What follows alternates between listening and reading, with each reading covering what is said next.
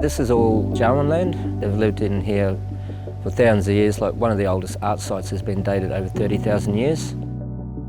So in the park itself, there's over 400 art sites. Majority of them are dating around 8,000 years at the most, but then you get your 150-year-old art sites where you see a picture of people with guns and horses and things. So first contact paintings. The actual rock is 1,650 million years old. So that actually brings it to an age where you won't find fossils in it. So this was laid down before life with bones was around. So it's a very ancient landscape.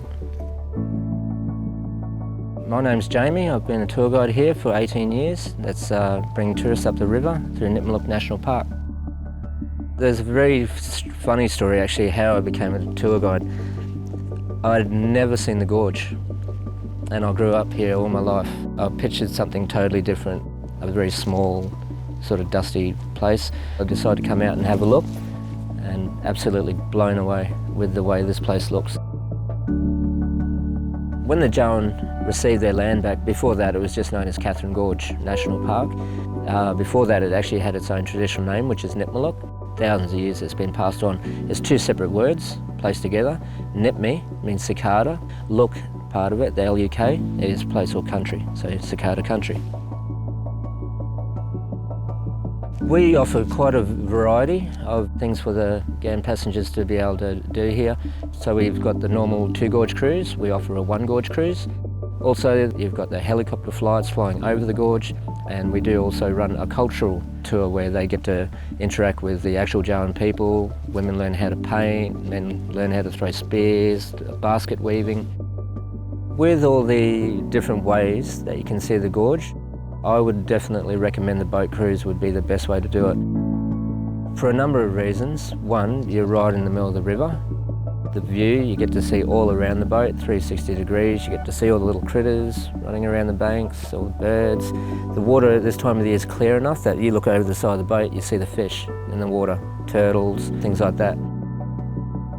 With the Ghan guests, because they've travelled such a long way, I try to put a lot of effort into teaching them what I can while they're here. I find that everyone that's ever visited us at Nitmiluk, even if they've been here 20 million times, they never cease to be amazed by how pretty the place is. Just by looking around you. Like, I've been here 18 years, I've never got sick of it yet.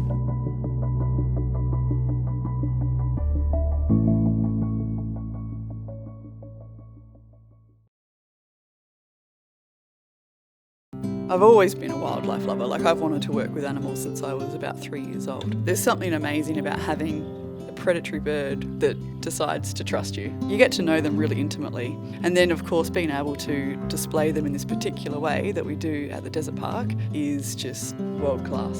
My name's Crystal and I'm one of the bird trainers at the Alice Springs Desert Park. Good boy, you did it again. So basically we take people for a bit of a journey through Central Australia and focus on the birds that you find, the natural history, they get to see them up close and personal.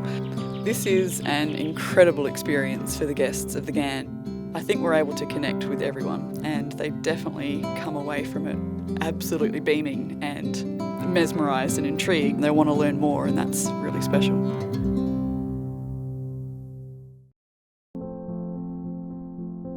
Once you're at the top of the lookout, you're greeted with these beautiful panoramic views. In the distance you can see Simpson's Gap, this break in between the ranges. The West MacDonnell Ranges are located just out of Alice Springs and Simpson's Gap is one of the most iconic and spectacular sights.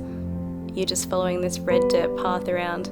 All of a sudden you're hit with these two beautiful cliff faces just mirroring each other and they're framing this waterhole perfectly. When you follow this natural corridor down with your eyes, you see this little keyhole view, these ghost gums standing guard at the back. I love being able to find these hidden gems of Australia and I'll never stop being surprised about what I'm going to find around the corner. It's become a very big part of my life. I would still be a camel man today, no matter what. I'm Marcus from Pindan Camel Tracks. Some people do call me the Camel Man. So we offer 1-hour camel tours through White Gum Station, 15 kilometres outside of Alice Springs, for the guests from the Ghan. When I was 18 years old, I hitchhiked into Broome, northern Western Australia, and I ran into a bloke with a team of camels there. I ended up working with him After about 8 months, I just realised that camels were going to become a big part of my life. Camels are a wonderful desert animal. You know, every part of their body is designed for the desert environment. You know, sometimes the questions are the same, like, is it true that camels store water around their hump? Well, no, it's not. It's always been my sort of thing with my business, is that I want to introduce people to a camel, and I want people to enjoy that experience, to have a nice leisurely stroll surrounded by the McDonald Ranges, to listen to the birds, to listen to the wind, to spot the kangaroos, to spot the lizards. People come out from the Ghan, the total opposite, you know, camel train, modern day train. You know, camels are a soft-footed animal. They don't make any noise when they walk. They often comment how quiet and peaceful it is. You know, they experience what it was like 160 years ago. They experience what it was like when the old Afghan cameleers were helping to lay the train tracks, wandering through central Australian bushland. It's virtually untouched, and it gives them an opportunity to sort of experience a bit of the outback.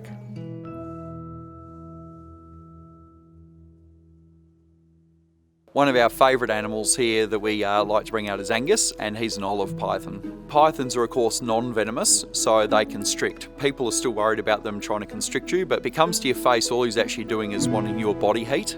When you hold a snake, keep your hand nice and open. If you've got an open hand, you're supporting the snake, and if it wants to move backwards, it's able to move backwards. We display a lot of reptiles here. So we have big saltwater crocodiles, we have the big parenti goannas, the large pythons, all the way down to smaller goannas, bearded dragons, fruit-necked lizards, thorny devils, all the iconic things that people want to see, and not forgetting the venomous snakes. So for the guests on the Ghan, they can see the animals that would be out in the desert, but quite often desert animals are very cryptic, they're hard to see. Here they get to see them up close and learn about them as well.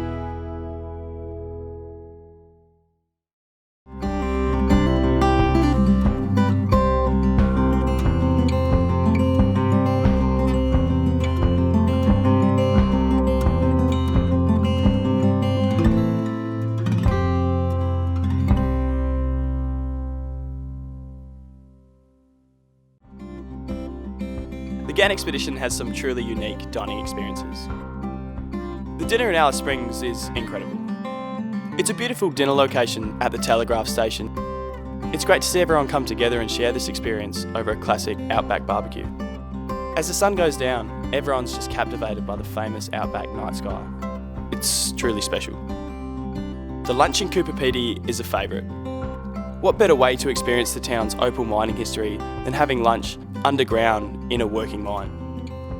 It's not every day you can enjoy dinner under the stars one day and lunch underground the next. These are the truly unique moments you'll find on the Ghan expedition.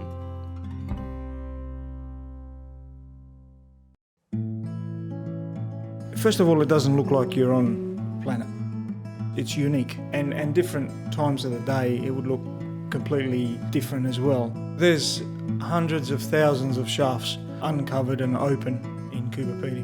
80% of the world's opal comes from Cooper Pedy. It's a love-hate relationship I have with opal mining. Yeah, well, my father came through without any family in 1969 to go to Tennant Creek because he wanted to find work in the gold fields. He came back to Cooper Pedy and began his opal mining career. Everyone has a different technique, and his technique is to go down existing holes. Maybe they make a mistake and he sees it because he reads the ground. He's got a nickname in town, Desert Fox. I think that's because he's been in most of the holes. I'd say a good 99% of the holes in Cooper Pedy. Anyway, I've been mining with him since I was about 18 years old, and we work well together. I mean, like as well as any father and son can work. So it's harder to find a good partner than it is to find opal. That's one of my father's sayings. What determines the value of an opal is basically colour. If an opal doesn't have colour, it's not valuable. There's white opal, crystal opal, grey opal, milky opal, black opal. The black opal they class as the most expensive, $8,000 a carat. Oh, it's addictive, all right? Yeah, it's unique to see it, and that's part of the addiction. You want to see that opal. It's unbelievable. I've seen opal in the wall many times. It's incredible. But finding opal is an awesome feeling. I guess it's like someone equivalent to someone winning the lotto. But they don't see the beauty before the money, where we see the beauty and we get all these emotions running in our head. But then we see the money as well, and that gives us, that's a bonus. Tomorrow's your day. Just got to get out there, you know.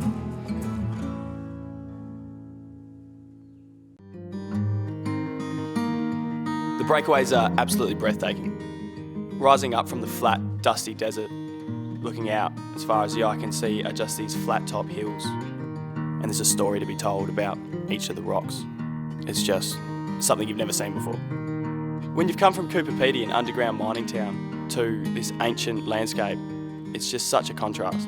I think it's Outback Australia's best kept secret, and what better way to experience it than on the Ghan expedition. Information operations, are you receiving? Receiving. You can overstand clear on the north end of platform 1 for train movement, north end of platform 1. The train has its own personality, its own feel.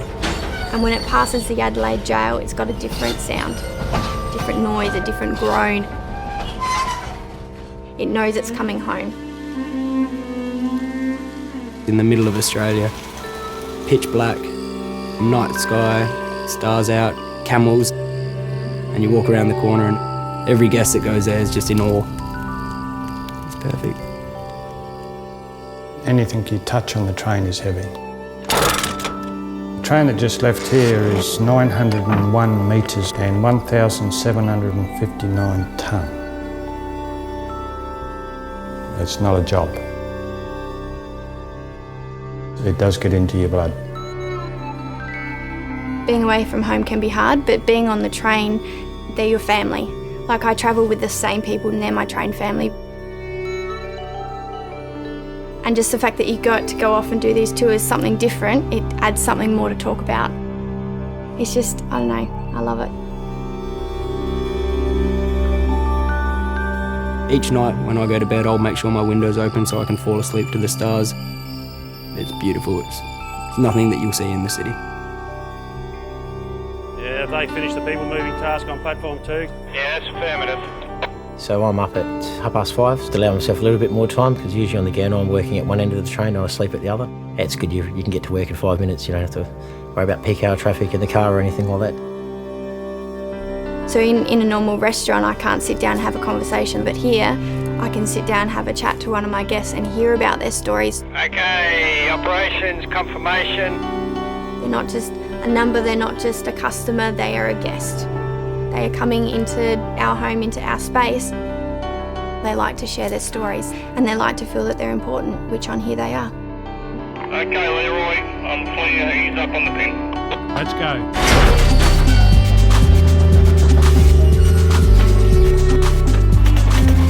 It's a great way for people to escape their routine life. Some people are trapped in this little bubble and all of a sudden, bang, it's huge.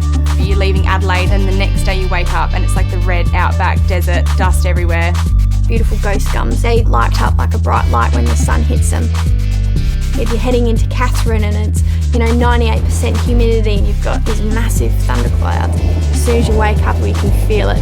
You're like, yeah, we're in Katherine. Rolling hills of these beautiful flowers, purple and yellow. And it's those moments that stick in your head and stick in your mind. Day in, day out, day in, day out. Back and forth, back and forth. I wake up and there's kangaroos just looking in my window. You can look out on either side of the train and for as far as the eye can see, you've got the horizon. When there's clouds and the sun hits the clouds, it's just beautiful.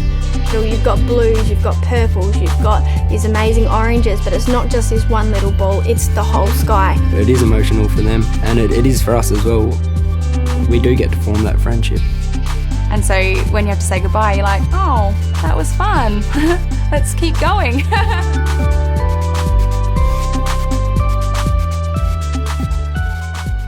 For the best Ghan and Indian Pacific deals, check out discoveraustralia.com now.